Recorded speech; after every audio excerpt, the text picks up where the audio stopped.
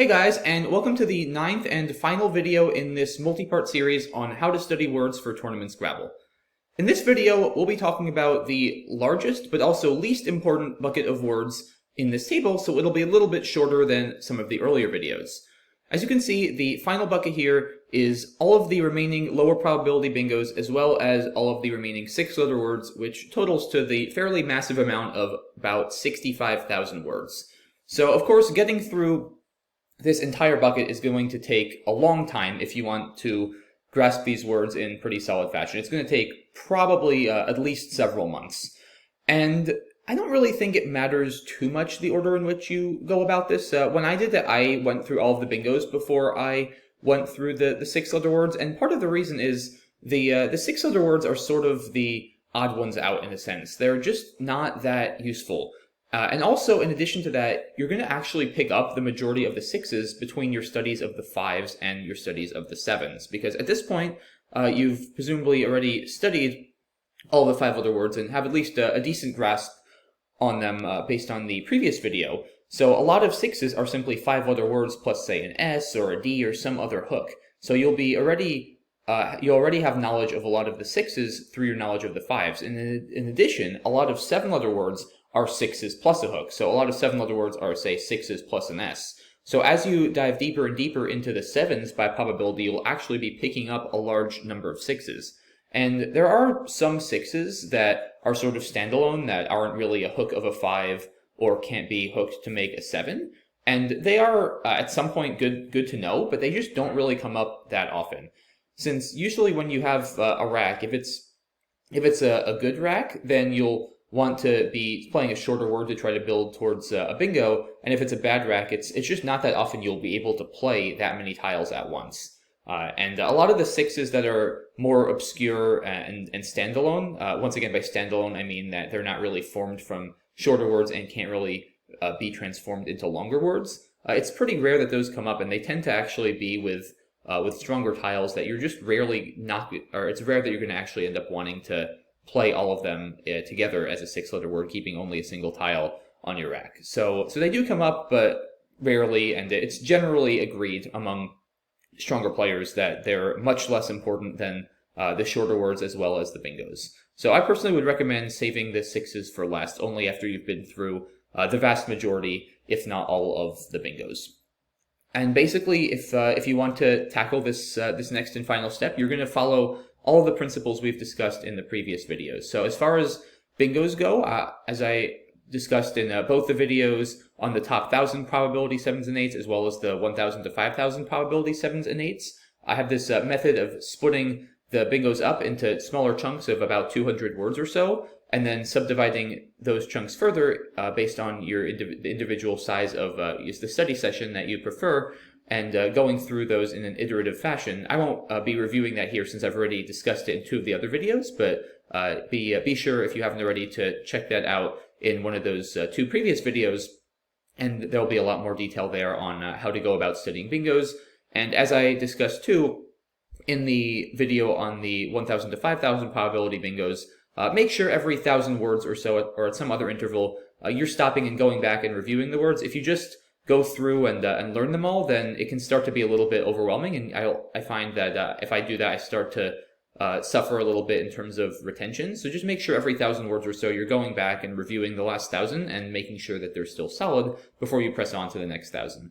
And you're basically just going to sort of keep chopping away at all the bingos gradually using this method, and it's going to take a while, right? If you're doing, let's say when I was learning all the bingos, I was studying about 200 words a day, and I would usually study 200 words a day, which would take me about 1 to 2 hours or so, and I would do that 5 days a week, and then spend the weekend reviewing that last 1,000 words I studied. So I would basically study 1,000 bingos a week. And there are about 50,000 or a little more than that total bingos. There's about 30,000 8s, 25,000 7s, give or take.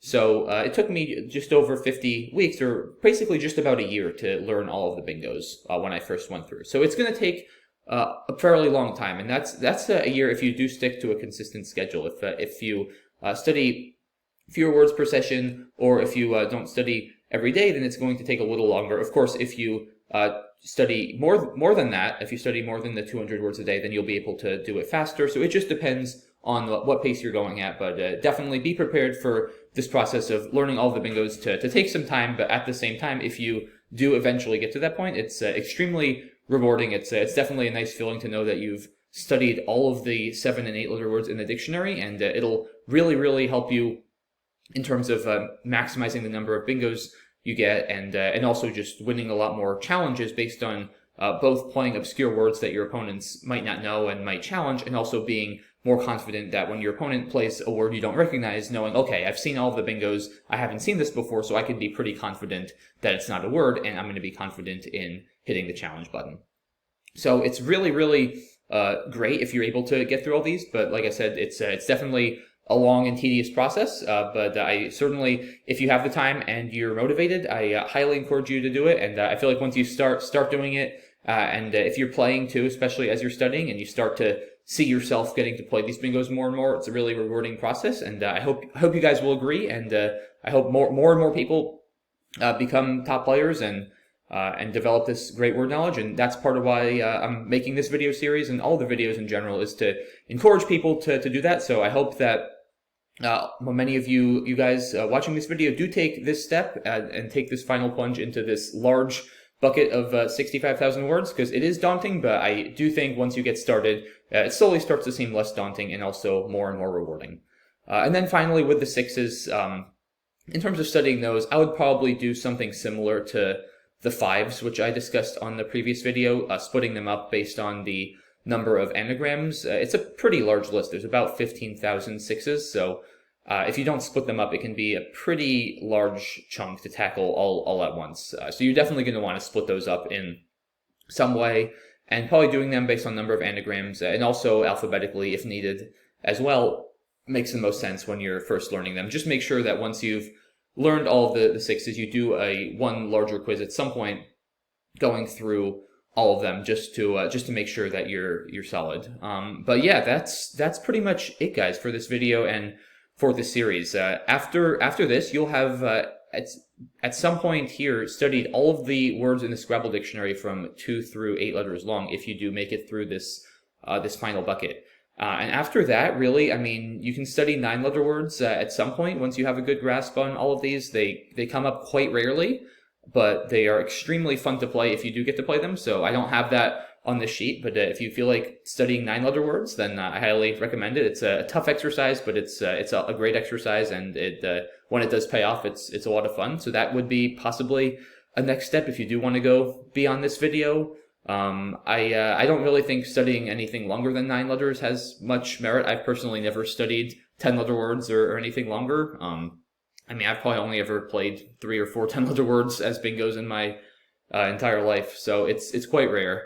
But yeah, I guess after this, probably you could study a few 9s. You could just keep reviewing all of these words to make them more solid. But that's pretty much it, guys. I think that's in a nutshell how I would go about studying all of these different words of various lengths and definitely various utilities. I can't emphasize that point enough. The words I'm talking about in this video, there's a lot of them, but they're definitely less useful. So I highly recommend that you have a good grasp on the first 25,000 words that I've bucketed here and discussed in the previous videos before you dive deep into the words that we're talking about in this video. But yeah, that's it, guys. So thanks so much for watching. I hope this series was useful. Let me know in the comments if you guys use any of the techniques or methods I've discussed here, and if so, what you thought of them, and if you found them useful, or if there's any other techniques that you guys use that you prefer.